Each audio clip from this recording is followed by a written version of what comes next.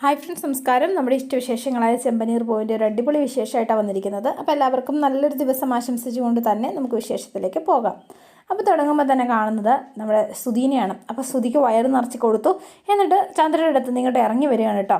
അപ്പം ഇത് കണ്ടുകൊണ്ട് നമ്മുടെ രേവതി അവിടെ നിൽപ്പുണ്ട്. അപ്പം ഇവൻ്റെ വരവ് കണ്ടപ്പോൾ തന്നെ മനസ്സിലായി എന്തോ ഒരു പന്തികേടാണ്. ഈ സമയത്താണെങ്കിലോ ചന്ദ്ര തേരാ പാര നടക്കുകയാണ്. അപ്പോൾ ഇവർ രണ്ടുപേരുടെ മനഃപൂർവ്വം തന്നെയാണ് തന്നെയും തൻ്റെ കുടുംബത്തെയും അപമാനിച്ചത് എന്ന് ഇങ്ങനെ മനസ്സിലേക്ക് വിചാരിച്ചിങ്ങനെ നിന്നു. എന്നിട്ട് ആകെ സങ്കടപ്പെട്ട രേവതി റൂമിലേക്ക് കയറി പോവാണ്. എന്നിട്ട് റൂമിൽ പോയിരുന്ന് കരച്ചിലോട് കരച്ചില്ല. അപ്പോഴാണ് സച്ചി അങ്ങോട്ടേക്ക് വരണമെന്ന്. അപ്പം ഇവൻ്റെ മുഖം കണ്ടാലേ ഇവൻ കള്ളനാണ് എന്നൊക്കെ ചന്ദ്ര പറഞ്ഞ കാര്യം വേഗം ഓർത്തിട്ട് ആൾ ഭയങ്കര ഇമോഷണലായിട്ടിരിക്കുകയാണ്. അപ്പോൾ സച്ചി അങ്ങോട്ടേക്ക് കയറി വന്നു. അപ്പോൾ അതെ, നാളെ എന്നെ നേരത്തെ എന്നെ വിളിക്കണം കേട്ടോ, എനിക്ക് നാളെ ഒരു ഓട്ടം ഉണ്ട് എന്ന് പറഞ്ഞു. ഈ സമയത്ത് ആൾ ഭയങ്കര കരച്ചിലാണ്. എന്ത് പറ്റി, നീ എന്താ കരയണത്? ഒന്നുമില്ല എന്ന് പറഞ്ഞു. അമ്മ വീണ്ടും നിന്നെ വല്ലതും പറഞ്ഞോ? പറയാണ്ടതൊക്കെ പറഞ്ഞു കഴിഞ്ഞില്ലേ സച്ചിയേട്ടാ, പിന്നെ ഇനി എന്ത് പറയാനാ? എൻ്റെ അമ്മയും അനിയനും ഒരു തെറ്റും ചെയ്യാതെയാ ഇതൊക്കെ കേൾക്കുന്നത്. അതാ എനിക്ക് സങ്കടം. ശരത്ത് നിരപരാധിയാണെന്ന് എല്ലാവർക്കും മനസ്സിലായില്ലേ? അമ്മയെ കൊണ്ട് മാപ്പ് പറയിച്ചു, പിന്നെ നീ എന്തിനാ കരയുന്നത് എന്ന് ചോദിച്ചു കേട്ടില്ലേ? അമ്മയും മകനും ചേർന്നിട്ടുള്ള ഒരു നാടകമായിരുന്നു ഇത്. ഒടുക്കം വാ പൂടിക്കെട്ടിയ പോലെ തന്നെ അമ്മയെ നിർത്തിയില്ലേ? നിന്റെ കുടുംബത്തെ അപമാനിക്കാൻ നോക്കിയിട്ട് അമ്മയാ ഒടുവിൽ അപമാനിതയായത്. നീ അത് വിട്ടുകള എന്ന് പറഞ്ഞു. കരയല്ലേ, നീ കരയാതെ രേവതി. എത്ര തവണയായി സച്ചിയേട്ട ഇങ്ങനത് എന്നെയും എൻ്റെ കുടുംബത്തെയും അപമാനിക്കാൻ നോക്കുക. ഞങ്ങൾ പാവങ്ങളായതുകൊണ്ടല്ലേ ഇങ്ങനെയൊക്കെ ചെയ്യണത്? ഇവിടെയുള്ളവരൊക്കെ ഭയങ്കര കോടീശ്വരനാണല്ലോ. രാജപരമ്പരയിൽപ്പെട്ട ആളാ ഇവരുടെ അമ്മ. അവരിപ്പോൾ പണം കൊണ്ടുള്ള മെത്തയിലാണ് കിടക്കുന്നത്. എൻ്റെ പൊന്നു രേവതി, നിൻ്റെ കുടുംബം പോലെ തന്നെ ഒരു സാധാരണ കുടുംബമാണ് ഇത്. ഞാനൊരു സാധാരണക്കാരനായ ഒരു ഡ്രൈവറും. നീ എന്തിനാ നിന്നെയും കുടുംബത്തെയും ഇങ്ങനെ താഴ്ത്തി സംസാരിക്കണത്? എല്ലാവരും ഒരുപോലെയാ. അല്ല, ഒരിക്കലും അല്ല സച്ചിയേട്ടാ. അത് സച്ചിയേട്ടന് മനസ്സിലാവാഞ്ഞിട്ടാ. ഇപ്പം ശ്രുതിയുടെ അനുജനാണ് ഇപ്പം ഇങ്ങനെ സംഭവിച്ചെങ്കിൽ അമ്മ ഇങ്ങനെയൊക്കെ പെരുമാറായിരുന്നോ? കള്ളനെന്ന് മുദ്ര കുത്തി ഇങ്ങനെ അപമാനിക്കായിരുന്നോ? ഇല്ല, ഒരിക്കലുമില്ല. അവർ വലിയ പണക്കാര്, മലേഷ്യയിൽ വലിയ ബിസിനസ് നടത്തുന്ന കോടീശ്വരനാ ശ്രുതിയുടെ അച്ഛൻ. അപ്പം പിന്നെ അതിൻ്റെ ബഹുമാനവും സ്നേഹവും അമ്മ എന്താണെങ്കിലും ശ്രുതിക്ക് കൊടുക്കുന്നുണ്ട്. പാവങ്ങളായതുകൊണ്ട് തന്നെയാ പണം മോഷ്ടിച്ചു എന്ന് പറഞ്ഞ് അമ്മ ഞങ്ങളെ ഇതുപോലെ അപമാനിച്ചത്. അപ്പോൾ സച്ചിക്കാകെ വിഷമായിട്ടോ രേവതിയുടെ ഈ വിഷമം കണ്ടപ്പോഴത്തേനും. എൻ്റെ അമ്മയും അനിയനും അനിയത്തിയും അപമാനത്തിലായി എല്ലാവർക്കും മുമ്പിൽ തല കുനിച്ച് നിൽക്കുന്ന ആ രംഗം അതെൻ്റെ മനസ്സിൽ നിന്ന് മായുന്നില്ല സച്ചിയേട്ടാ. പുറത്തുനിന്നുള്ള ആരെങ്കിലും ആയിരുന്നു ഇങ്ങനെ പറഞ്ഞെങ്കിൽ ഞാൻ അവർക്ക് വേണ്ടത് കൊടുത്തേനെ. ഇത് അമ്മ ആയതുകൊണ്ടാണ് ക്ഷമിക്കുന്നത്. അമ്മ ആയതുകൊണ്ട് എന്താ?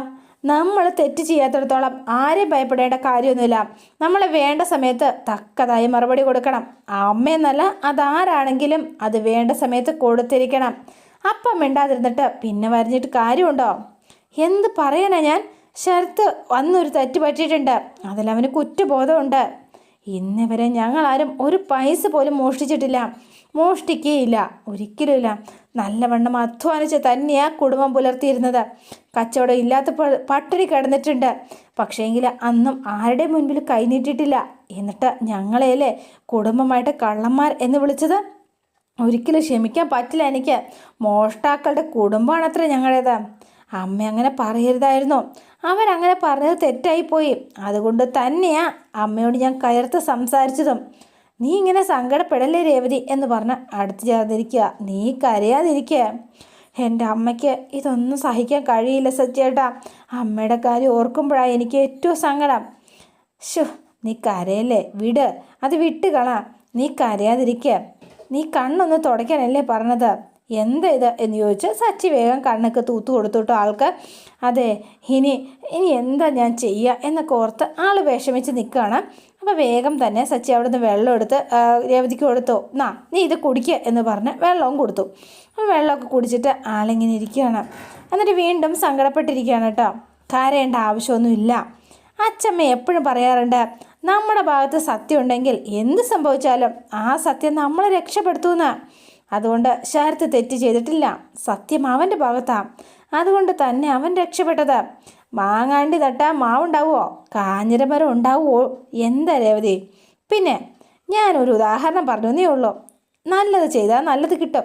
അതാര് വിചാരിച്ചാലും മാറ്റാനൊന്നും കഴിയില്ലെന്നേ. നീ വിഷമിക്കാതെ. എൻ്റെ അമ്മ പലതും പറയും, മുന്നും പിന്നെ നോക്കാതെ സംസാരിക്കും. അതൊന്നും നീ പൂ കെട്ടുന്നവളല്ലേ, എല്ലാ പൂക്കൾക്കും ഒരേ നിറമാണോ? അല്ല, മല്ലി, മുല്ല, റോസ് എന്ന് വേണ്ട എല്ലാ പൂക്കൾക്കും വേറെ വേറെ നിറങ്ങളാണ്. ഇത് നിങ്ങൾക്കറിയാവുന്ന കാര്യമല്ലേ, എന്തിനാ ചോദിച്ചത്? ആഹാ, കൊള്ളാം. പൂക്കളെ കുറിച്ച് പറഞ്ഞപ്പം LED ബൾബ് പോലെയാണല്ലോ മുഖം പ്രകാശിച്ചത്. എൻ്റെ പൊന്നോ, പൂക്കൾ പല കളറിലാണ്. പിന്നെ മനുഷ്യൻ്റെ കാര്യം പറയണോ, അവർ പല തരക്കാരാ. അതിലൊരു തരവാ എൻ്റെ അമ്മ. അങ്ങനെ കൂട്ടിയാൽ മതി. എല്ലാ പൂക്കളും നമ്മൾ തലയിൽ ചൂടാറില്ലല്ലോ. അതുപോലെ അമ്മ പറയുന്ന വാക്കും നമ്മൾ ചെവിക്ക് കൊടുക്കേണ്ട കാര്യമില്ല, വിട്ടുകളാ. പക്ഷേ ചേട്ടാ, എന്നെ കാണാൻ എൻ്റെ അമ്മയും സഹോദരങ്ങളും ഇനി ഈ വീട്ടിലേക്ക് വരുമോ? ഒരിക്കലും വരില്ല. എങ്ങനെ വരും അവർ? ഒരു ബഹുമാനം കൊടുക്കാത്ത ഈ വീട്ടിൽ എങ്ങനെ വരും? അതിന് ഞാനില്ലേ, അവരെ ബഹുമാനിക്കാനും സ്നേഹിക്കാനും ഞാനില്ലേ ഇവിടെ. നിൻ്റെ അമ്മ എൻ്റെ അമ്മ കൂടിയാ, സഹോദരങ്ങൾ എൻ്റെ സഹോദരങ്ങൾ കൂടിയാ. പിന്നെ നിൻ്റെ അച്ഛനിപ്പോൾ ഇല്ല. അദ്ദേഹം എങ്ങനെ നിങ്ങളെ സ്നേഹിക്കുകയും സംരക്ഷിക്കുകയും ചെയ്തോ, അതുപോലെ തന്നെ നിങ്ങളെ സ്നേഹിക്കുകയും സംരക്ഷിക്കുകയും ഞാൻ ചെയ്യും. ആര് ബഹുമാനിച്ചില്ലെങ്കിലും ഞാൻ ബഹുമാനിക്കുന്നുണ്ട് നിങ്ങളെ. ഞാനുള്ളിടത്തോളം കാലം നിൻ്റെ അമ്മയ്ക്കും സഹോദരങ്ങൾക്കും ഈ വീട്ടിലേക്ക് ധൈര്യത്തോടെ തന്നെ കടന്നു വരാം. ആരും അപമാനിക്കില്ല. അതിന് ഞാൻ സമ്മതിക്കില്ല രേവതി എന്ന് പറഞ്ഞു. നീ ഇതൊന്നും ഇങ്ങനെ പറയില്ല എൻ്റെ ദേവതി, നീ സങ്കടപ്പെടാതെ. അപ്പോൾ രേവതി ഓടിച്ചെന്ന് സച്ചിയെ കെട്ടിപ്പിടിച്ച് നിൽക്കുകയാണ് കേട്ടോ. ഭയങ്കര സന്തോഷമാണോ സങ്കടമാണോ എന്നറിയില്ല. ഇനിയും കരയാണോ? കരയാതെ, ഇത് സന്തോഷക്കണ്ണീരാ എന്ന് പറഞ്ഞു. എന്നിട്ട് സച്ചിനെ പിടിച്ച് ഒരു ഉമ്മയങ്ങ് കൊടുത്തു കേട്ടോ. ആൾക്ക് ഭയങ്കര സന്തോഷമായി. അപ്പോൾ രേവതിയെ ചേർത്ത് പിടിച്ച് സച്ചി ഇങ്ങനെ നിൽക്കുകയാണ്. അപ്പോൾ പിന്നെ നമ്മൾ കാണുന്നത് ശ്രീകാന്തിനെയാണ്. അപ്പോൾ ശ്രീകാന്ത് വർഷയെ വെയിറ്റ് ചെയ്ത് നിൽക്കുകയാണ്. ഇന്നും നിൻ്റെ സ്കൂട്ടർ പെൻഡിങ് ആയോ? എന്ത് പറ്റി അതിന്? അറിയില്ല. എന്തോ കാര്യമായ പ്രോബ്ലം ഉണ്ട്. ഓടിക്കുന്നവരുടെ തകരാറ് കൊണ്ടും പ്രോബ്ലം ഉണ്ടാവും എന്ന് പറഞ്ഞു. അപ്പോൾ എനിക്ക് സ്കൂട്ടർ നേരാവണ്ണം ഓടിക്കാൻ അറിയില്ല എന്നാണോ നീ പറയണത്? നീ എപ്പോഴാടി ഒരു നേരെ ഒഴിച്ചിട്ടുള്ളത്? എൻ്റെ മുന്നേ വെച്ചിട്ടല്ലേ ഒരു സ്ത്രീ ഇടിച്ചിട്ടിയത്? അല്ല, നേരാ വഴിക്ക് തന്നെയാണോ നിനക്ക് ലൈസൻസ് കിട്ടിയത്? അതോ നിൻ്റെ അച്ഛൻ്റെ സ്വാധീനം ഉപയോഗിച്ച് വളഞ്ഞ വഴിക്ക് വല്ലം എടുത്തതാണോ? നീ എന്നെ കളിയാക്കുവാണോ? ഞാൻ കഷ്ടപ്പെട്ട് പഠിച്ച് തന്നെ ലൈസൻസ് എടുത്തത് എന്ന് പറഞ്ഞു. അപ്പോൾ ശ്രീകാന്ത് ചിരിക്കുകയാണ് കേട്ടോ. അയ്യോ, നീ ലൈസൻസ് എടുക്കേണ്ടി വരുന്നില്ല. നീ എപ്പോഴും എന്താണെങ്കിലും എൻ്റെ വണ്ടിയുടെ പുറകിലല്ലേ പോവുകയും വരികയും ചെയ്യണത്. നിനക്ക് ബുദ്ധിമുട്ടായല്ലേ? അപ്പോൾ ഞാനൊരു ഓട്ടോറിക്ഷ പിടിച്ച് പോയിക്കോളാം. ഞാൻ വരുന്നില്ല. പക്ഷേ പിണങ്ങല്ലേ? നിൻ്റെ സ്കൂട്ടർ എന്നും വർക്ക്ഷോപ്പിലായിരിക്കണമേ എന്നാണ് എൻ്റെ പ്രാർത്ഥന. എങ്കിൽ പിന്നെ എപ്പോഴും നീ എൻ്റെ ബൈക്കിൻ്റെ പിന്നെ കാണുമല്ലോ. അങ്ങനെ മര്യാദയ്ക്ക് വാ. എങ്കിൽ വാ എന്ന് പറഞ്ഞാൽ രണ്ടുപേരുടെ ഇതേ പോവുകയാണ് കേട്ടോ. അപ്പോൾ ഇവർ രണ്ടുപേരും ഇങ്ങനെ ബൈക്കിൽ പോണതാണ് ഭാമ കാണുന്നത്. ഭാമ, ഇത് ശ്രീകാന്ത് അല്ലേ? ഇതെന്താ പുറകിലിരിക്കുന്ന പെണ്ണേതാ? ഇവനാൾ കൊള്ളാലോ. ഇത് വല്ലം ചന്ദ്ര ഇത് വല്ലതും അറിയുന്നുണ്ടോ ആവോ എന്നോർത്ത് ഇങ്ങനെ ഭാമ അങ്ങ് പോയി. അപ്പോൾ ശ്രീ ഇതേ അവളെ കൊണ്ട് വിട്ടു. എന്നാൽ ശരി ശ്രീ എന്ന് പറഞ്ഞു. ലവ് യു എന്ന് പറഞ്ഞു. Love you. നീ എന്താന്ന് മിണ്ടാത്തത്? പറയടാ ലവ് യു ടു എന്ന് പറഞ്ഞു. അപ്പോൾ ശ്രീകാന്ത് പോകാൻ തുടങ്ങിയപ്പം നിന്നെ ഒരു മിനിറ്റ്, പെട്ടെന്ന് പോണോ? നിന്നെ എപ്പോഴും എനിക്ക് കണ്ടുകൊണ്ടിരിക്കാൻ തോന്നുക. മര്യാദയ്ക്ക് പോയി ജോലി ചെയ്യടി, ഞാൻ വൈകുന്നേരം കാണാം എന്ന് പറഞ്ഞ് ശ്രീകാന്ത് അവളെ അവിടെ വിട്ടിട്ട് പോവുകയാണ് കേട്ടോ അങ്ങോട്ടേക്ക്. അപ്പോൾ പിന്നെ നമ്മൾ കാണുന്ന പിറ്റേ ദിവസം നമ്മുടെ ചന്ദ്ര രാവിലെ എഴുന്നേറ്റു. എന്നിട്ട് വെപ്രാളം പിടിച്ച് നമ്മുടെ രേവതിയുടെ റൂമിന് മുന്നിൽ വന്ന് നിൽക്കുകയാണ്. സമയം 7:30 കഴിഞ്ഞു. എന്നിട്ട് ഇവളെന്താ എഴുന്നേക്കാത്തത്? എന്ത് പറ്റിയാവോ? രാവിലെ എഴുന്നേറ്റ് അടുക്കളയിൽ കയറുന്ന ആളാണല്ലോ, എന്നെന്തു പറ്റി? അപ്പോഴാണ് നമ്മുടെ രേവതി വാതിലൊന്ന് മുട്ടി വിളിച്ചാലോ എന്ന് ഓർത്തിങ്ങനെ നിൽക്കുകയാണ്. അപ്പോൾ അങ്ങോട്ടേക്ക് ചെല്ലാൻ തുടങ്ങിയപ്പോൾ വാതിൽ തുറക്കുന്ന കേട്ടു കേട്ടോ. അപ്പം നോക്കുമ്പോൾ ആൾ രാവിലെ സുന്ദരിയായിട്ട് ഇതേ കുളിയൊക്കെ കഴിഞ്ഞ് ഇറങ്ങി വരികയാണ്. അപ്പം വേഗം ചന്ദ്രയുടെ നോട്ടം കണ്ടിട്ട് ഒരു നാണമൊക്കെ നമ്മുടെ രേവതിക്ക് വരികയാണ് കേട്ടോ. ആ വേഗം ചന്ദ്ര അങ്ങോട്ടേക്ക് ചെന്നു. സമയം എത്രയെന്ന് അറിയോ? നീ എന്താ എഴുന്നേക്കാൻ വൈകിയത്?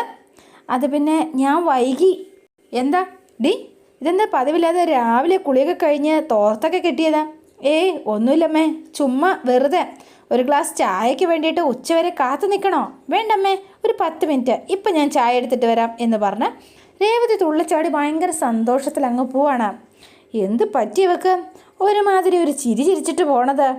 നടക്കരുതെന്ന് ഞാൻ ആഗ്രഹിക്കുന്നത് മിക്ക ദിവസവും നടക്കുന്നുണ്ടെന്നാണ് തോന്നണത്. ഇവള് പെട്ടെന്ന് തന്നെ ഇനി അമ്മയാവോ? എൻ്റെ അമ്മോ, ഇവള് പെട്ടെന്ന് പ്രസവിക്കും. എൻ്റെ കണക്കൂട്ടലെല്ലാം തെറ്റും. അപ്പോഴാണ് നമ്മുടെ സുതി ഉറക്കം കഴിഞ്ഞ് എഴുന്നേറ്റ് വരുന്നത്. ആഹാ, എന്താ ഉറക്കം!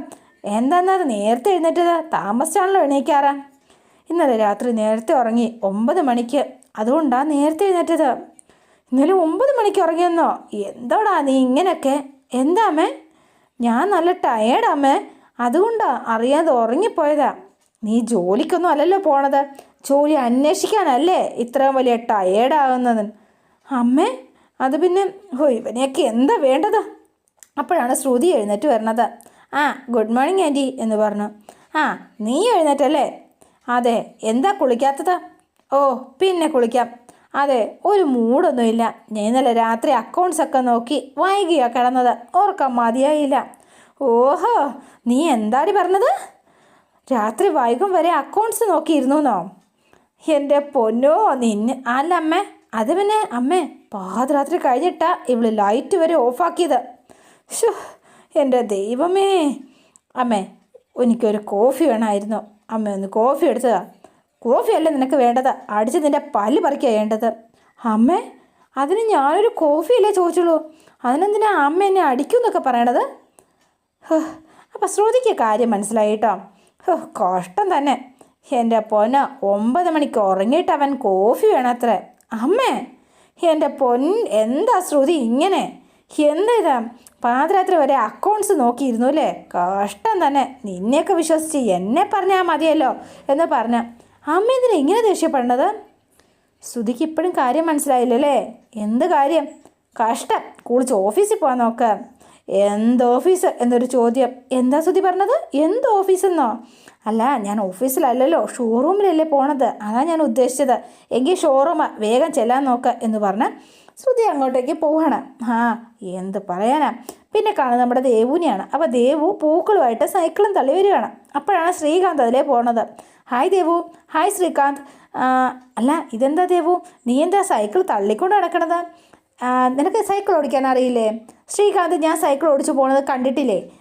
അല്ല, പിന്നെന്താ അങ്ങനെ ചോദിച്ചത്? എൻ്റെ സൈക്കിള് പഞ്ചറായി, അതുകൊണ്ടാണ് ഞാൻ ഈ തള്ളിക്കൊണ്ട് നടക്കണത്.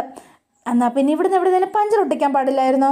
പഞ്ചർ കട ഒന്നും തുറന്നിട്ടില്ല, പക്ഷേങ്കിൽ ഇത് കൃത്യസമയത്ത് എത്തിക്കാൻ പറഞ്ഞ് വീടുകളിലും അതുപോലെ കടകളിലും ഒക്കെ എത്തിക്കേണ്ട പൂക്കളാണ്. അവരെന്നെ ശല്യം ചെയ്തുകൊണ്ടിരിക്കുക. ഒരുപാട് ദൂരം പോകേണ്ടതാ. എന്നാൽ ശരി കേട്ടോ എന്ന് പറഞ്ഞു. ദേവു, നീ എന്നാൽ ഒരു കാര്യം ചെയ്യുക, അതെടുത്ത് ബൈക്കിലേക്ക് കയറ്റ്, ഞാൻ നിന്നെ കൊണ്ടുപോയേക്കാം. നിന്നെ ഇങ്ങനെ വിട്ടിട്ട് പോകാൻ തോന്നുന്നില്ല. അത് വേണ്ട ശ്രീകാന്ത്, പൊക്കോ. അതിനുശേഷം എനിക്ക് അമ്പലത്തിലേക്ക് പോകേണ്ടതാ. അവിടെ വരെ പോകുമ്പോൾ നീ താമസിക്കും. അതൊന്നും സാരമില്ല, നീ വേഗം എടുക്കുക. അപ്പോൾ വേഗം തന്നെ ദേവു ഇതെല്ലാം പെറുക്കി കെട്ടുകയാണ്. അപ്പോൾ ആ കൂടെ ശ്രീകാന്തും ചെന്നു കേട്ടോ എടുത്തുകൊണ്ട് വരാനായിട്ട്. അപ്പം വേഗം തന്നെ എന്നപ്പോൾ, നീ ആ പെൺകുട്ടിയെ കാണാറുണ്ടോ? ആ, കാണാറുണ്ട്. നീ ആ കുട്ടിയോട് പ്രണയം തുറന്നു പറഞ്ഞോ എന്നിങ്ങനെ ചോദിക്കുകയാണ് ദേവു. അപ്പോൾ അതോടെയാണ് ഇന്നത്തെ വിശേഷം അവസാനിക്കുന്നത്. ഇനി നാളത്തെ വിശേഷം ഇതിലും ഗംഭീരമാണ്. അപ്പോൾ എല്ലാവരും വെയിറ്റ് ചെയ്യുക. നിങ്ങൾക്ക് ഇഷ്ടപ്പെട്ടുവെങ്കിൽ ലൈക്ക് ചെയ്യുക, ഷെയർ ചെയ്യുക, തൊട്ടടുത്ത് ആ ബെൽ ബട്ടൺ കൂടെ ഒന്ന് ഞെക്കുകയാണെങ്കിൽ ഞാൻ ഇടുമ്പോൾ തന്നെ നോട്ടിഫിക്കേഷൻ ലഭിക്കുന്നതായിരിക്കും. പുതുപുത്തൻ വിശേഷമായിട്ട് എത്താം. Bye and see you again.